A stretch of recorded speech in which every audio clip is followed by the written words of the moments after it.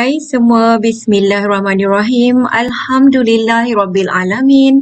Assalamualaikum warahmatullahi wabarakatuh dan salam sejahtera. Saya mulakan bicara santai kita pada petang ini dengan dua rangkap pantun. Melati kuntum tumbuh melata, sayang merbah di pohon cemara. Assalamualaikum, mulanya kata, saya sembah pembuka bicara. Mencari timba si anak dara, di bawah sarang burung tempua. Salam sembah pembuka bicara, selamat datang untuk semua. Saya Puan Nur Hafiza binti Dahari dari SK Marian Convent dan saya merupakan GPM di sekolah tersebut. Alhamdulillah, hari ini kita dapat bersama-sama dalam bicara santai kita pada petang ini dalam bengkel pembugaran nilam, amalan dan perekodan, anjuran sektor pembelajaran, unit sumber dan teknologi pendidikan dan sektor sumber teknologi pendidikan negeri Perak. Sebelum kita mulakan bicara wacana ilmu kita pada petang ini, mari kita kenali apakah maksud pembugaran. Dalam Kamus Dewan edisi keempat menjelaskan bugar sebagai kata pelengkap bagi kata ganda segar bugar yang bermaksud sihat. Juga maksudnya adalah pemulihan. Kita pulihkan daripada nilam, nilam ditambah baik dan sekarang kita panggil IQ nilam. Kitalah sebagai pendidik, ibu bapa yang menjadi pendukung kepada wahana pendidikan dalam merealisasikan hasrat kerajaan untuk menghasilkan masyarakat yang berilmu dan menjadikan Malaysia negara membaca pada tahun 2030. Okey, jika bukan kita yang menjadi tulang belakang kepada kemenjadian hasrat pendidikan, siapa lagi kan tuan-tuan dan puan-puan? Sudah semestinya kitalah guru-guru, pendidik, ibu bapa yang menjadi tunjangnya. Okey, kitalah yang merupakan selaku pelaksana rancangan yang perlu berganding bahu untuk mencetus satu revolusi generasi pembaca dan melestarikannya. Okey. Kita ada beberapa slot pada hari ini. Saya ulas sedikit mengenai membaca. Jika kita lihat statistik terbaru melalui NOP World Culture Score Index menunjukkan bahawa negara mana yang paling tinggi, paling banyak menghabiskan masa mereka dengan membaca. Jangan terkejut ya rakyat Malaysia. Negara yang paling tinggi ialah negara India yang merupakan melebihi 10 jam seminggu mereka membaca. Okey, diikuti oleh negara Thailand dan China. Di mana negara kita Di mana negara Malaysia? Negara Malaysia hanya memperuntukkan 3 jam saja seminggu. So, budaya membaca ni kita perlulah terapkan dari awal di rumah dan di sekolah. So, kitalah sebagai guru yang berperanan juga sebagai ibu bapa, guru yang menjadi pelaksana kepada kelestarian pembugaran IQ nilam ini. Okey, terlalu banyak kajian yang menyimpulkan bagaimana membaca boleh melahirkan insan yang daya fikirnya luar biasa. Ayuh, kita pacukan bersama-sama, kita pasakkan azam untuk merangka dan melaksana satu pendekatan baharu yang segar, lebih mantap serta agresif yang menaikkan bilangan pembaca di kalangan anak didik kita, malah masyarakat juga yang mencintai dunia pembacaan dan membugarkan pembudayaan dalam aktiviti membaca. Kita sedar bahawa perjalanan kita masih panjang dan memerlukan usaha yang berterusan. Okey, kita perlu menggembleng tenaga dan berganding bahu. Kita kena amalkan biar lambat, asalkan menang. Jadi, sebagai langkah awal, apa kata kita budayakan amalan membuat resensi buku dalam setiap bengkel dan mesyuarat. Untuk itu, kita mulakan bicara santai kita pada petang ini dengan resensi buku oleh murid dan guru. Untuk itu, mari kita saksi dan tonton video resensi buku oleh adik Syazah Nurhanani binti Syaiful Rizal yang merupakan tokoh nilam bahasa Inggeris Sekolah Kebangsaan Sri Setiawan bagi tahun 2020. Okey. Hobi tokoh ini ialah membaca dan bercita-cita menjadi ahli farmasi hingga melayakkan murid ini dinobatkan sebagai tokoh nilam di sekolahnya. Mari kita saksikan.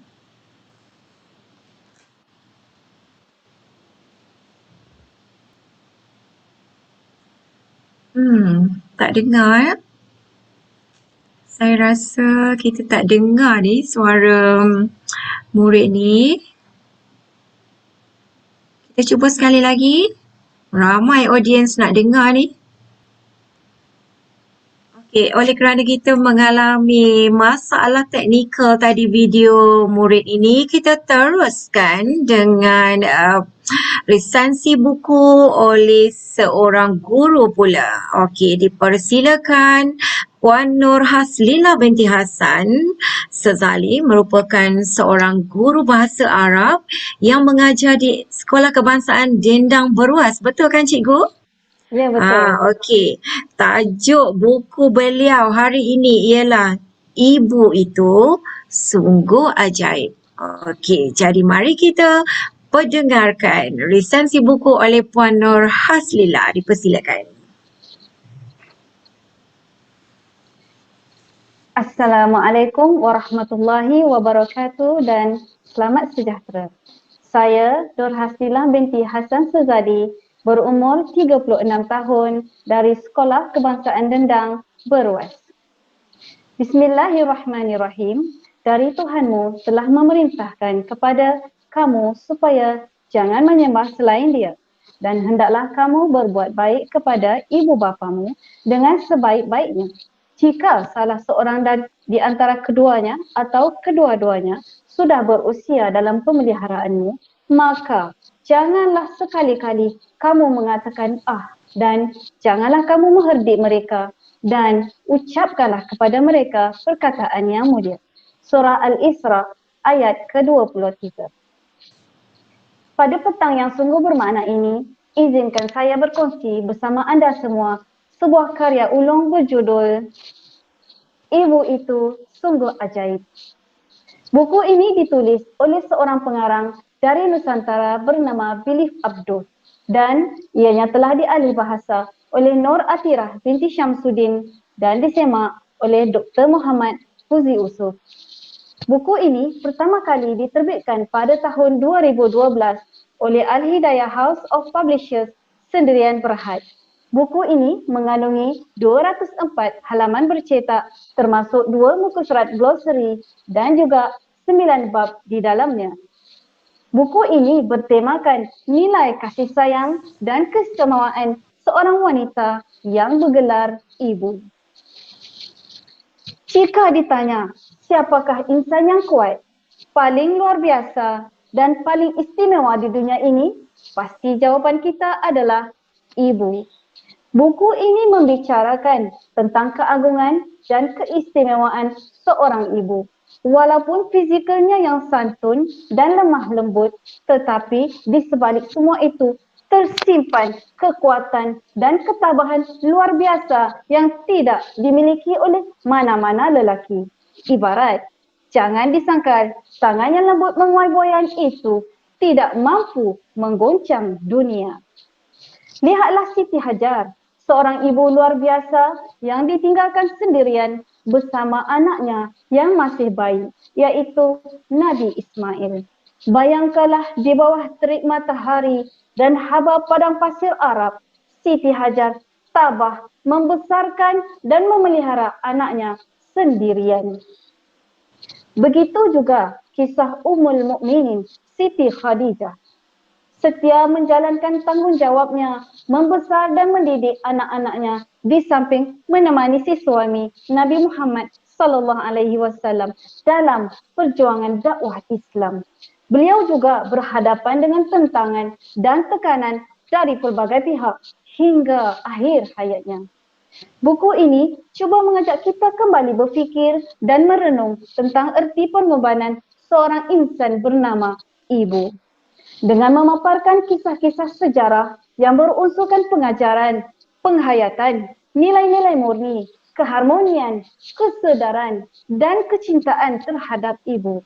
Agar kita lebih menghargai dan menyayanginya. Bukan sekadar hanya di titian bibir, tetapi mendalaminya dari sudut hati dan menzahirkan kasih sayang tersebut dengan seikhlasnya. Seiring dengan kesedaran akan makna dan pentingnya kehadiran dan peranan seorang ibu, seluruh dunia kini sepakat membuat satu detik bersejarah yang dipersembahkan bagi menzahirkan sebuah penghargaan dan penghormatan terhadap seorang ibu, iaitu sambutan Hari Ibu yang disambut pada hari Ahad, minggu kedua dalam bulan Mei. Atas peranan dan tanggungjawab besar yang dimainkan oleh seorang ibu dalam membesar dan mendidik anak-anaknya, maka seharusnya ibu itu berada di tempat yang tertinggi dan mulia. Di samping itu, penulis juga membicarakan akan kepentingan berbakti kepada ibu dalam bab ke-8. Antara kepentingan yang dibicarakan dalam bab ini adalah taat kepada ibu, kunci masuk syurga, berbakti kepada ibu sebab diampunkan dosa, serta berbakti kepada ibu sebab ditolak segala musibah dan berbakti kepada ibu dapat meluaskan rezeki. Buku ini telah dialih bahasa dengan baik sekali. Penggunaan laras bahasa yang sederhana serta mudah difahami dan ianya sesuai untuk semua lapisan pembaca. Saya memilih karya Ibu Itu Sungguh Ajaib untuk dikongsikan bersama kerana buku ini mampu membuatkan kita semua sedar akan ribuan peranan, tanggungjawab dan kedudukan penting seorang ibu dalam sebuah keluarga. Sehinggakan kedudukan ini diiktiraf dan mulia di sisi Allah Subhanahu wa taala. Dengan hanya RM14, buku yang padat dengan pengajaran ini sangat mampu dimiliki oleh semua lapisan masyarakat. Semoga perkongsian yang saya sampaikan pada hari ini memberi manfaat kepada anda semua. Saya akhiri penyampaian saya dengan serangkap pantun. Anak kecil bermain di tepian, tempat si rusa berkejaran juga. Kasih ibu bermati-matian, sanggup berkorban jiwa dan raga. Sekian dari saya. Wabillahi taufiq wal hidayah. Wassalamualaikum warahmatullahi wabarakatuh. Alhamdulillah. Terima kasih dan tahniah diucapkan kepada Ustazah Nuhaslila. Sangat bagus. Macam mana segar rasa petang ni bila dengar resensi buku tentang ibu lagi. Especially yang di depan saya ni ramai ibu-ibu. GPM kita ni rasanya 90% terdiri daripada perempuan kan. So kita semua adalah ibu-ibu. Okay. Apa kata kita cuba sekali lagi. Kita cuba sekali lagi video resensi murid tadi. Kita cuba sekali lagi. Assalamualaikum and hi everyone. I am Shazan Hanani. I am Tokoh Nilam SK Seri Siawai 2020. I love reading novel book. My ambition to be a pharmacist. I have one quote that inspires me to always reading. A book is the dream that you hold in your hand. I would like to tell you about the book that I borrowed from library. The title of this book is When Tears Run Dry. It contains 108 pages. It was written by Shobha Macintyre. This book was published by Vital Star Selim Berhad in 2008. The book is an English fiction novel. The storyline is very interesting and very easy to understand. This book about Sulim. After her mother's death, she has been living hard life with her aunt and uncle. Unfortunately for Sulim, she has asked to leave, although she had tried to adapt to her aunt family. Her aunt family too had a hard time with her. Sulim's father took her to live in Kuala Lumpur. Sulim's father is a politician. She made a resolve to have a happy life with her father, but the present Carmen, her father's secretary in her life, proved to be a pain she could not easily overcome. Although she faced a lot of distress from Carmen Beach, Suri never gave up and never gave in to Carmen's wish to see her squirm. Lastly, Carmen was fired by Suli's father because betrayed him. Sulin lived happily with her father. This book teach me that I cannot give up before I try my best. You cannot give up and have to try harder. I hope you enjoy reading novels book. I have one quote that I want to share with you. Reading is dreaming with open eyes. I hope you enjoy reading. That's all for me. Thank you. Thank you adik Syaza. Begitulah tadi, maaf walaupun tadi kita tak dapat tayang, kita dapat tayang sekali lagi. Mungkin adik Syaza kita pun menonton pada hari ini, pasti dia sangat berpuas hati. Okay, untuk pengetahuan audiens, saya ulang sekali lagi, adik Syaza Nuhanani ini adalah merupakan tokoh nilam bahasa Inggeris Sekolah Kebangsaan Sri Setiawan bagi tahun 2020. Dan saya ulang balik hobi tokoh ini ialah membaca. Sajaklah tadi kita tengok bagaimana dia dapat melafazkan penggunaan bahasa Inggeris dia yang agak fluent, ya. Tahniah diucapkan yang telah dinobatkan sebagai tokoh nilam di sekolah dia. Okey, setelah kita tengok resensi buku dua slot tadi daripada murid, daripada guru, nampaknya sebenarnya cadangan untuk membudayakan membaca ini sebelum bengkel, sebelum mesyuarat itu adalah sangat bernas. Apa kata selepas ni kita terus ke slot panel kita yang paling penting pada petang ini. Walaupun sebenarnya beberapa kali telah GPM dan guru tonton dan pendengar tentang IQ Nilam daripada negeri-negeri lain, tapi hari ini kita tetap melekat di hadapan PC kita, di hadapan telefon kita, kita tetap setia menonton dan mendengar. Semoga dengan pengisian ke hari ini dapat memugarkan lagi amalan dan perekodan. Sementara kita pula akan mula bersemuka dengan murid kan pada minggu hadapan. Okey, kerana kita ni fitrahnya sebagai manusia memang perlu diingat dan diulang pesan sesuai dengan surah An-Nas yang bermaksud demi masa sesungguhnya manusia itu dalam kerugian kecuali orang-orang yang beriman dan beramal soleh dan mereka yang berpesan-pesan dengan kebenaran dan berpesan-pesan dengan kesabaran. So, kita hari ini berpesan-pesan pula tentang IQ Nilam. Untuk itu, dengan sukacitanya, kita jemput panel kita pada petang ini iaitu Encik Tajarul bin Hamali, penolong pengarah dari SSPP JPN Perak. Dipersilakan.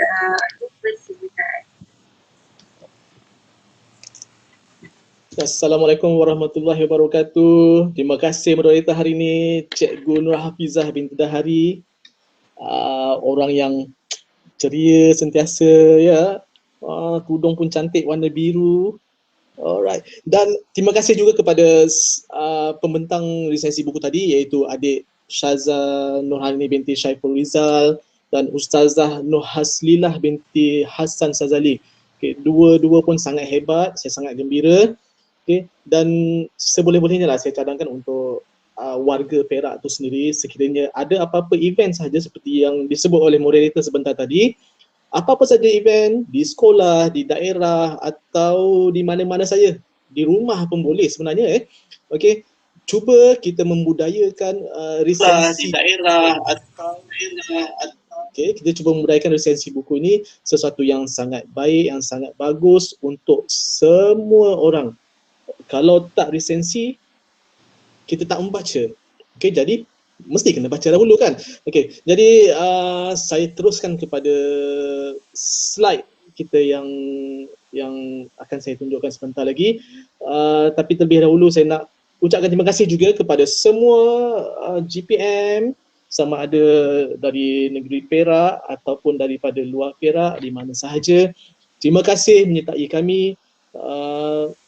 Bengkel yang tidak seberapa, namun saya harap memberi manfaat kepada semua. Beberapa kali juga kita telah mengikuti bengkel sama ada dari SSTP sendiri, namun sesuatu yang perlu kita highlightkan sentiasa bahawa Nilam ini satu program yang berterusan sepanjang waktu, sepanjang tahun, dan kita tak akan berhenti walau seketika. Apa yang kita nak capai sekarang ini adalah pembacaan yang berkualiti dan banyak daripada kalangan murid, malah guru-guru sendiri. Okey, untuk program kita hari ini adalah pembugaran Nilam, amalan dan perikodan. Okey, bagaimana kita nak laksanakan Nilam dengan cara yang sangat berhemah, terutamanya di negeri Perak. Okey, pada hari ini 25 Februari 2:30 petang kita bertemu. Alhamdulillah, bersyukur kehadirat Ilahi, dan saya minta maaf kerana ambil masa cikgu-cikgu di sini, ambil masa tuan-tuan petang yang indah ini. Biasanya akan bersantai-santai, tapi kali ini kita bersantai juga, tetapi bezanya bersantai dengan ilmu. Alright, kita teruskan kepada slide yang berikutnya. Okey, sebagai mukadimah, saya suka nak tunjukkan di sini adalah analisa bacaan Nilam 2020 bagi negeri Perak. Okey, sebelum ini negeri kita mencapai Nilam yang boleh kata sangat memberansangkan, sentiasa mencapai apa yang kita hajati. Okey, tetapi jika tuan-puan lihat pada slide yang saya tunjukkan ini adalah pada tahun lepas, yang mana ketika itu bermula daripada 1893 semua murid tidak bersekolah. Sesuatu yang sangat mencabar, dan pada ketika itu kita galakkan juga pembacaan di rumah melalui program Nilam di rumah. Okay. Guru-guru pun telah mainkan peranan yang sangat besar. Ada yang pergi hantar buku ke rumah, ada yang drive through di sekolah untuk murid pinjam buku. Berbagai cara kita buat. Okay. Ini hasilnya, kita tengok. Okay. Warna biru adalah jumlah bacaan sekolah menengah, iaitu sebanyak 2,142,792, dan sekolah menengah 4,990,977 jumlah bacaan yang dibaca oleh kedua-dua aliran ini, sekolah menengah, sekolah rendah masing-masing. Dan secara keseluruhan bacaan Nilam, jumlah bacaan itu sendiri di negeri Perak adalah sebanyak 7,317,858 berbanding dengan jumlah murid yang sekitar 340,000 orang begitu.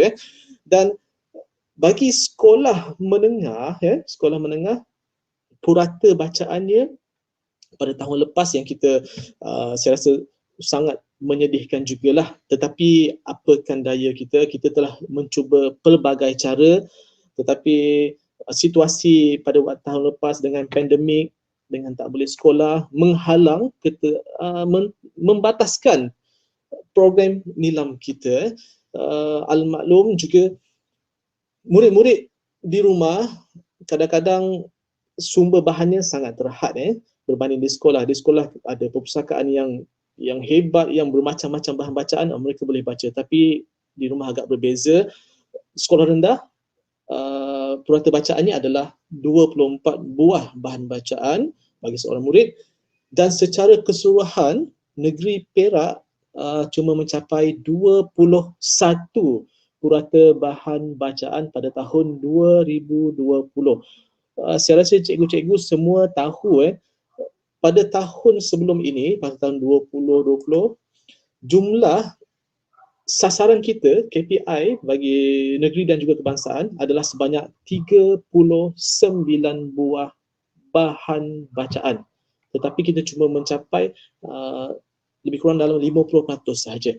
Saya harap tahun ini kita cuba bergerak dengan lebih aktif, cuba bantu murid-murid bagaimana untuk mencapai KPI 40 buah bahan bacaan pada tahun ini. Okey, itu mukadimah daripada saya dan kita terus kepada slide yang berikutnya. Okey, sebelum itu suara saya jelas Okey, jika ada apa-apa nak tanya, cikgu-cikgu boleh chat terus dekat YouTube tu, nanti kita akan paparkan di sini. Okey, boleh terus tanya. Saya tak kisah, nak ganggu boleh ganggu. Okey. Okey, latar belakang program nilam ini saya sepintas lalu sahaja sebab tuan-puan pun pernah melihat sebelum ini. Okey, apa tujuan sebenarnya program nilam ini? Program nilam ini adalah merupakan salah satu aktiviti galakan membaca. Salah satu yang besar yang kita angkat setinggi-tinggi mungkin, dan bagaimana kita nak membudayakan amalan membaca itu sendiri dalam kalangan murid-murid dan guru. Tiada cara lain. Cara yang paling baik adalah melalui nilam ini sendiri. Sebab semua cikgu, semua murid disentuh dengan nilam ini. Beritahu saya, sekolah mana yang tak buat nilam? Murid mana yang tak buat nilam? Okay. Jika adalah begitu, bermakna kesilapan tersebut kita nak letakkan di mana? Adakah nak letakkan pada murid? Tidak. Kita letakkan segala kesilapan tersebut atas bahu kita. Mengapa sekolah tak laksanakan nilam dengan sebaik mungkin? Sedangkan kita telah melaksanakan pelbagai promosi di peringkat daerah, di peringkat negeri. Sekarang giliran tuan-puan sebagai GPM untuk menggerakkan nilam di sekolah. Okey, dan terpulanglah kepada sekolah ikut kesesuaian apa yang tuan-puan hendak buat. Okey, dan program nilam itu sendiri adalah tabiat dan budaya membaca yang dipupuk sejak darjah 1, malah sekolah tadika pun suatu yang ditekankan juga membaca walaupun murid tak pandai baca, tetapi pada saya lihat sendiri pada sekolah tadika guru yang tolong bacakan untuk murid. Okey, sesuatu yang sangat baik. Ada satu lagi situasi di mana bad story kan. Okey, anak-anak yang mahu tidur, mak ayah bacakan buku untuk anak-anak. Itu antara konsep yang boleh kita laksanakan. Okey, program nilam. Okey, program nilam itu sebenarnya apa yang boleh kita highlightkan dari segi bahan bacaan. Okey, di sini bahan bacaan yang dimaksudkan dalam program nilam adalah apa sahaja bahan bacaan, sama ada bahan buku, bentuk fizikal, atau bahan bukan buku, ataupun bahan digital. Yang ini kita akan tengok pada slide-slide berikutnya secara lebih mendalam. Okey, dan pada tahun 1999 bermulanya nilam itu. Nilam tak silap saya surat keluar pada tahun 1998 dan dilaksanakan sepenuhnya pada tahun 1999. Pada ketika itu buku bacaan cuma sentuh kepada buku, tiada perbezaan pada tahap buku dibaca. Maknanya semua baca saja, dikira secara kumulatif. Kalau murid baca 10 buah buku, 10 lah dikira. Berapa tebal, berapa panjang, semua tak diambil kira. Tetapi bermula pada tahun 2018, iaitu bermulanya nilam ditambah baik, bacaan ini diperluaskan kepada buku dan bahan bukan buku. Saya rasa semua GPM sedia maklum apa sebenarnya bahan buku dan bukan buku ini. Tak faham juga, nanti kita akan go through satu-satu. Okay. Dan disesuaikan buku mengikut tahap umur dan lesai murid. Okay. Mungkin tuan-puan bertanya-tanya apa yang dimaksudkan sebagai lesai ni. Okay. Sebab dekat depan tu dah tulis tahap murid kan. Okay. Tetapi lesai ni merupakan satu ukuran ukuran kepada tahap sukarnya buku-buku tersebut. Okay. Jadi kita boleh nilai sendiri. Okay. Kalau kita nak ukur lesai ni agak rumit sebenarnya, dia ada formula-formula khas. Namun kita tahu sendiri, okey, jika buku tersebut tulisannya besar-besar dan tak terlalu panjang, ada dalam 5-10 muka surat, pada siapa yang sesuai? Okey, dah tentulah pada murid tahap 1 ataupun murid tadika. Begitulah juga di sekolah menengah, mestilah kita nak buku-buku yang leksanya lebih tinggi. Okey, kita teruskan pula. Alright, maaf saya cuba laju sedikit. Okey. Objektif, okey, yang ini saya tak nak sentuh banyak. Lestari budaya membaca pelbagai jenis bahan bacaan, meningkat kemahiran mencari ilmu pengetahuan. Ini kita kaitkan dengan literasi maklumat, okey, dan pelibatan semua, termasuk guru, ibu bapa dan komuniti itu sendiri. Okay. Di sekolah cikgu boleh buat jaringan sama ada dengan PIBG ataupun mana-mana NGO yang kita sebut sebagai komuniti untuk bergiat sama dengan sekolah cikgu-cikgu bagaimana untuk kita menggalakkan nilam itu. Buat satu event dan jemput mereka datang, ataupun kalau sekarang ni kita tak boleh nak ke sekolah, buat dalam bentuk webinar, jemput tokoh-tokoh, itu kita sebutkan sebagai pelibatan semua. Alright. Fokus dan pendekatan. Okey. Ini merujuk kepada kuantiti dan tersasul pula, sorry. Kuantiti dan kualiti bahan bacaan. Okey, that's why lah kita nak kalau tuan-puan lihat sendiri kepada bagaimana cara perikodan nilam itu, melihat kepada jumlah bahan bacaan dan kita letakkan juga muka surat dalamnya. Itu menunjukkan kualiti. Aktiviti bahan diikuti pelbagai aktiviti pengayaan. Okey, selepas membaca, adakah diam begitu sahaja? Tidak. Sekurang-kurangnya murid menulis rumusan atau ulasan dan malah boleh pergi lebih jauh lagi ikut aras murid itu, sama ada nak bercerita, nak apa sahaja, nak menulis pun boleh. Dah buat satu buku, tiba-tiba terlintas idea, aku nak tulis satu cerpen atau cerita pendek. Okey, silakan. Kita galakkan saja murid-murid tersebut. Semua murid boleh terlibat dalam aktiviti dan meningkatkan literasi bahan dan literasi maklumat dalam kalangan murid. Saya pernah baca satu jurnal daripada mana saya tak ingat suatu ketika dahulu mengatakan bahawa jika kita banyak membaca, kita boleh membuat tanggapan terhadap masa hadapan. Bayangkan, tak perlu, ini bukan sihir, bukan sihir. Tetapi dengan membaca saja kita tahu apa akan berlaku pada masa hadapan. Okay, itu antara literasi maklumat. Alright, dan penglibatan murid prasekolah, semua guru terlibat, tingkatan 5, menengah teknik, yang ini nanti kita akan cerita juga pada ketika ini siapa sebenar-benarnya yang terlibat dengan program nilam ini. Okay. Semua guru kanan pemantauan oleh guru kelas, guru nilam, guru GPM, okay, dan pelibatan daripada komuniti masyarakat. Okey. Okey. Dari segi kualiti buku, jenis bahan bacaan, teruskan sahaja mengambil kira kesesuaian bahan bacaan ini kita kata tadi sebagai esai.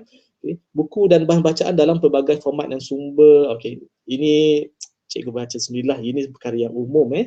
Okay. Sebab kita ada hal yang kita nak sentuh selepas ini yang kita, kalau boleh saya nak buka lepas ni sebanyak mana question dan answer daripada cikgu sendiri. Okay. Kita nak selesaikan hari ini. Mana yang saya boleh jawab, saya jawab. Mana yang tak boleh jawab, kita simpan soalan tu